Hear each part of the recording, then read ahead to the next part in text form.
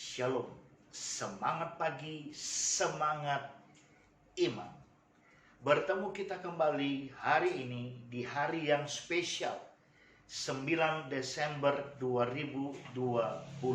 Kenapa spesial?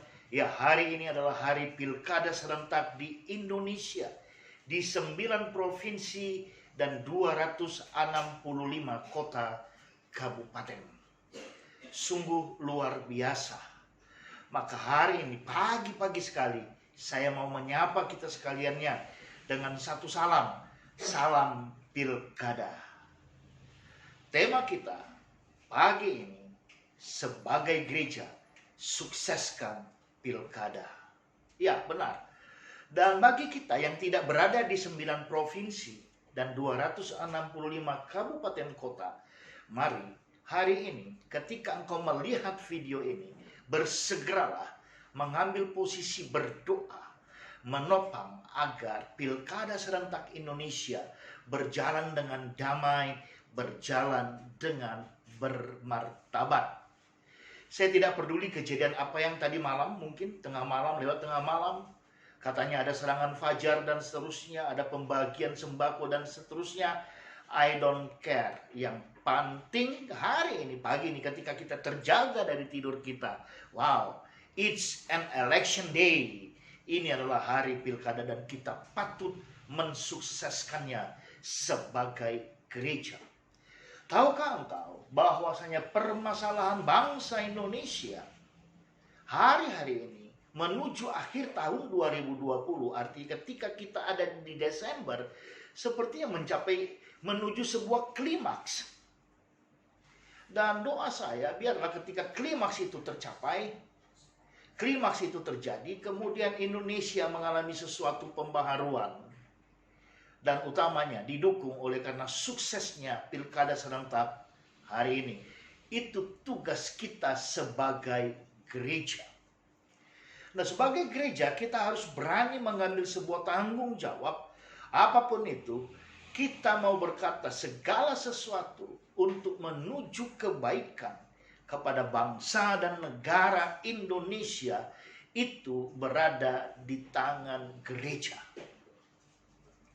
Karena jika tidak, maka kita akan tergerus, kita akan tersapu habis oleh arus zaman yang terjadi. Kalau kita hitung-hitung apa yang menjadi ketidakbaikan atas negeri ini, kita mungkin capek, kita letih menghitungnya.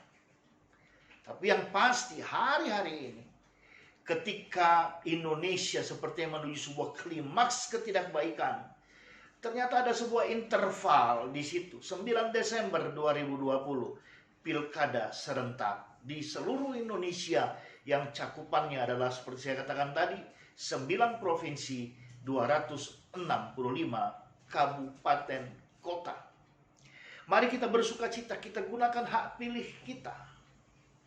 Dan memang oleh karena keadaan pandemi COVID-19, maka pilkada juga dibagi-bagi waktu pemilihannya sampai 3 sesi. It's okay. Jam berapapun kau mendapatkan undangan untuk memilih ke TPS, berdoalah.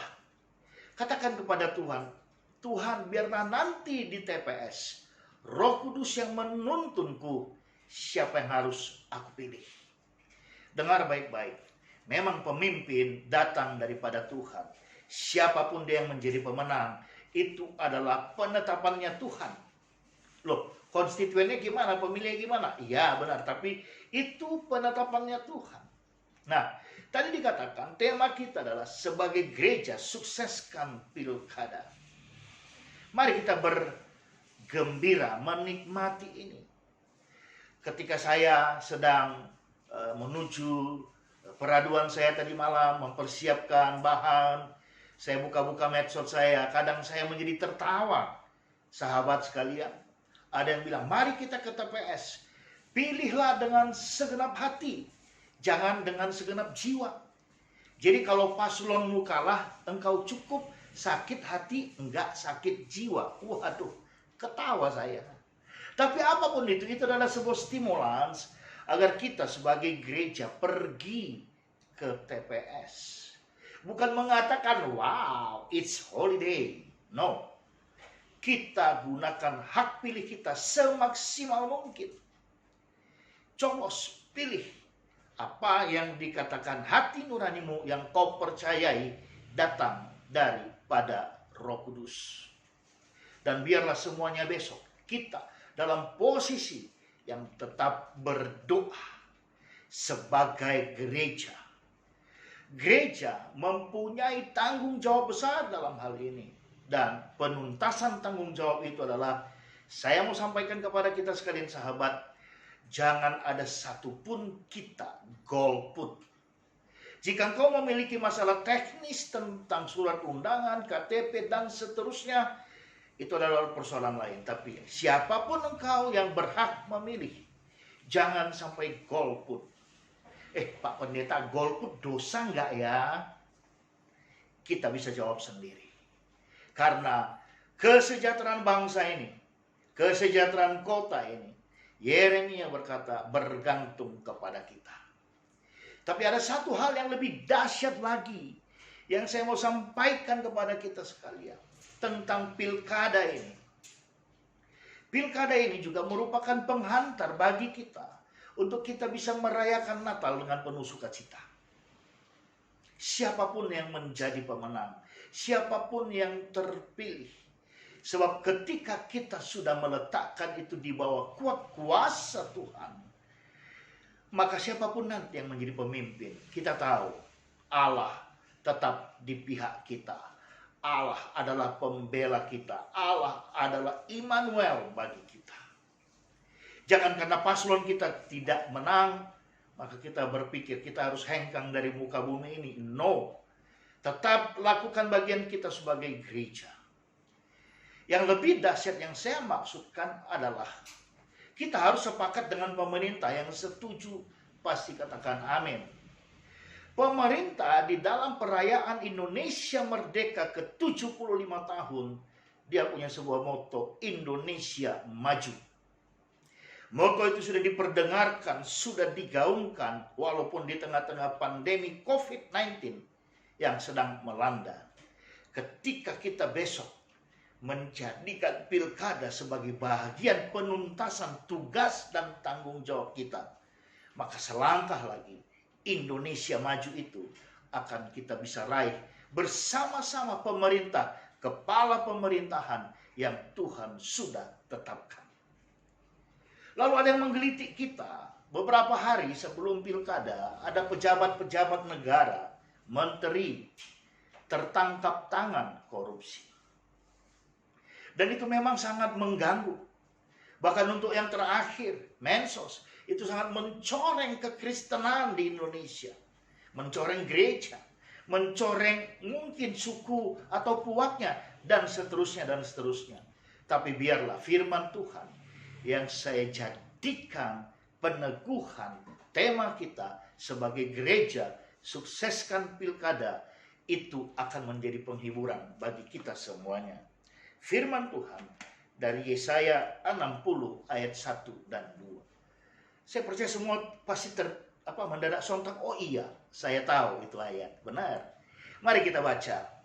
Bangkitlah, menjadi teranglah, sebab terangmu datang, dan kemuliaan Tuhan terbit atasmu. Sebab sesungguhnya kegelapan menutupi bumi dan kekelaman menutupi bangsa-bangsa, tetapi terang Tuhan terbit atasmu dan kemuliaannya menjadi nyata atasmu. Pegang firman Tuhan ini. Bangkit. Mari kita bangkit. Indonesia ada di tangan gereja. Sekali lagi, Indonesia ada di tangan gereja. Jika gerejanya bangkit, terang Tuhan terbit atas gerejanya, maka besok di tengah-tengah pilkada, kita adalah yang memberi warna, bukan yang mengikuti warna. Catat, kita adalah yang memberi warna, bukan yang mengikuti warna.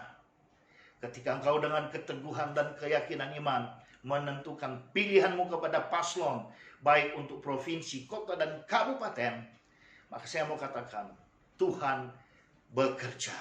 Lebih daripada apa yang kau coblos, Tuhan pasti bekerja.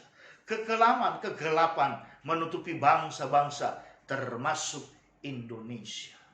Tapi titik terang sudah mulai kelihatan. Besok kita tuntaskan dalam penghitungan suara. Besoknya, sesudah tanggal 9, hari Kamis, kita mulai penghitungan suara. Dan siapapun itu, kita angkat tangan. Tuhan, terima kasih untuk Indonesia.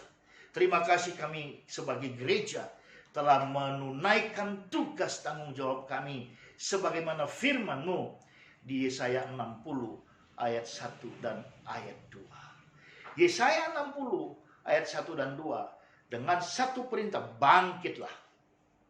Catat, firman Tuhan mengatakan demikian, artinya jangan ada satupun kita golput. Satu suara menentukan kekalahan, menentukan kemenangan. Satu suara menentukan Indonesia maju atau tidak. Dan biarlah pagi hari ini, ketika kita semua terjaga dari tidur, mungkin kita masih menguap, tapi kita harus segera ingat, 7.30 aku harus mulai bergerak ke TPS. Sebelum itu mari kita berdoa. Kita doakan Shalom Indonesia, damai Indonesia. Dan biarlah hari ini kita patut bersyukur dan kita bisa menengadahkan wajah kita dengan berkata, aku sudah melakukan bagianku. Mari kita hari ini bersiap-siap dan biarlah lewat apa yang kita tuntaskan di bilik TPS, kita tidak punya hutang atas apa yang menjadi beban negeri ini dalam pilkada serentak. Terima kasih. Tuhan Yesus memberkati kita sekaliannya. God bless you.